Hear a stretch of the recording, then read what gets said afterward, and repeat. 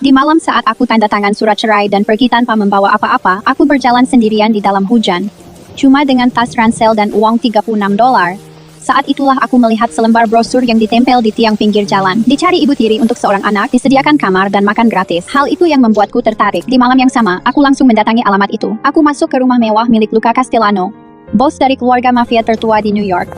Setelah itu, mantan suamiku menatapku dengan perasaan remeh dengan keangkuhan yang sama. Nora, apa kau akhirnya sadar kalau kau salah? Sebelum aku sempat menjawab, bocah kecil berusia 4 tahun itu mengamuk. Salah soal apa? Ibuku adalah yang terbaik. Bos itu merangkul pundakku sambil menendang pria itu. Istriku nggak bakal pernah salah. Meski dia salah, dia tetap benar. Aku nggak menyangka orang yang menempel brosur di tiang jalanan itu keluarga mafia paling berkuasa di kota ini. Sekarang aku berdiri di luar rumah mereka. Di sampingku, pelayan bersikap angkuh dan tenang. Bos mencari sosok ibu untuk anaknya, bukan mencari istri untuk dirinya. Aku harap kau memahami hal itu. Bos itu pria yang sangat memikat. Jangan bayangkan hal yang macam-macam. Aku menundukkan pandanganku. Sejujurnya, pekerjaan ini sangat cocok untukku. Sederhananya, mereka cuma butuh pengasuh kelas atas. 8 jam yang lalu, aku menandatangani surat cerai dan diusir dari rumah mantan suamiku. Aku sama sekali nggak butuh suami baru. Sedangkan tempat tinggal, makan 3 kali sehari, dan tempat untuk istirahat, semua itu keajaiban bagiku. Aku paham. Aku nggak bakal berpikiran aneh-aneh. Pelayan menuntunku berjalan di koridor yang beratap lengkung. Lalu aku mendengar sesuatu kayak suara tembakan, aku tersandung, lalu menabrak dada bidang yang terasa hangat dan keras. Aroma tubuhnya tercium lebih dulu, bau darah dan bubuk mesiu. Lalu, moncong pistol mengangkat daguku. Seorang pria berjas dengan rambut klimis, bercak darah mengalir di sepanjang rahangnya, tato ular melingkar dari kerah baju ke lehernya. Napasku terengah karena ketakutan. Pistolnya bergeser turun dari daguku dan berhenti di tengah dadaku yang basah kuyup. Dia memperhatikanku sejenak.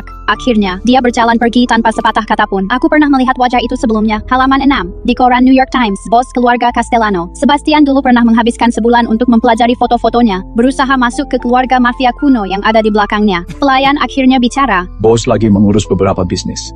Tolong jangan keberatan. Aku mengangguk pelan. Lalu dia membawaku ganti baju yang kering dan menuntunku ke ruang makan. Meja kayu panjang berada di bawah lampu gantung kristal yang mewah, dan di ujung meja, seorang ayah dan anak lagi berdebat.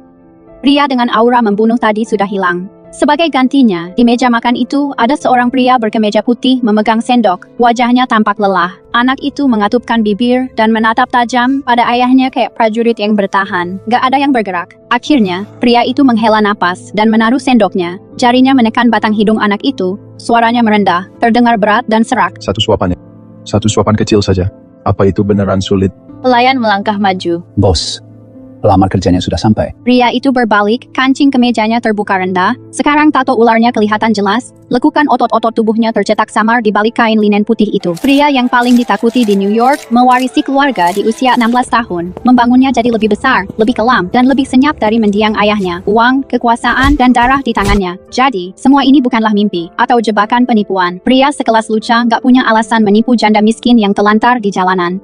Tatapannya beralih menatapku, terasa asing dan lelah. Nama? Aku tebak dia baru saja kembali dari urusan bisnisnya itu, mengurus para pengkhianat, atau menyiksa beberapa musuh. Sekarang dia kalah oleh seorang balita. Menyuapi anaknya mungkin terasa lebih sulit daripada mengendalikan seluruh bisnisnya. Nora Bennett. Aku menjawab. Dia cuma mengangguk samar, lalu menyodorkan piringnya. Coba suap dia.